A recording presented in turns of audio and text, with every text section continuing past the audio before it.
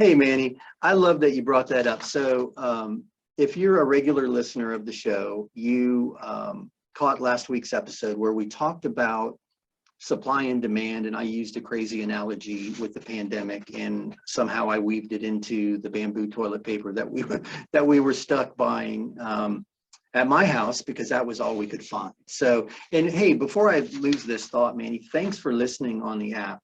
We are on all the podcast apps, so I'm super excited that you were either entertained enough or confused enough that you had to hit that episode a second time to figure out what I was talking about with the bamboo TP. But thanks again for checking us out on the podcast, and super excited to have this question, because I have to admit, I have had several comments during the week about, WTF, Mark, what about the bamboo toilet paper? Where were you going with that? So here's my point in all this, and this kind of spills back to Sherry's question about the recession.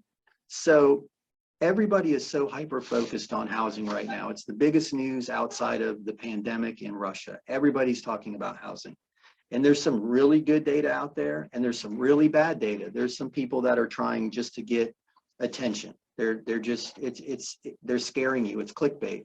So what I want to share, and I'm going to go back to the bamboo toilet paper analogy just for a minute to answer Manny's question. When there is more supply than demand, prices go down. When there's more demand than supply, prices go up. Now, we talked about last week, we all went through the pandemic together, and there were some key essentials that we couldn't find. Everybody panicked, bought all of the paper products at the grocery store, at the convenience store. You couldn't find napkins, paper towels, toilet paper. We couldn't find hand sanitizer. You couldn't buy bleach, anything that you used, either paper products or disinfectants. They were nowhere to be found. So what happened? We all went to eBay, we went to Amazon, and we bought whatever we could, wherever we could, and we paid whatever we had to pay to get them. And I will not forget this. There was a gas station convenience store that I stop at on the way home to get gas, and they had single rolls for sale for about, I want to say it was around $5 a roll.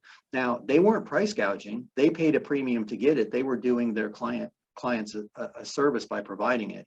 But my point in telling that story was the bamboo toilet paper example had to do with what we found at CVS. CVS went out and did all of the consumers a huge favor, and they bought whatever they could buy. They bought a bunch of this bamboo toilet paper, and it's awesome. It's good for the environment. There's a nice story around it, but it's expensive and it's strange. It's brown. It doesn't look like toilet tissue, but that was all that you could get at that time. So we started to use it. Now, when the Bounty and the Scott's and all of the other brands were back on the shelf, nobody wanted to buy the bamboo toilet paper anymore. There were many other choices, so more supply. That bamboo toilet paper, because it lost all of its demand, went on sale. And I still have a ton of it in my pantry because I'm a cheapskate and I bought it all on sale.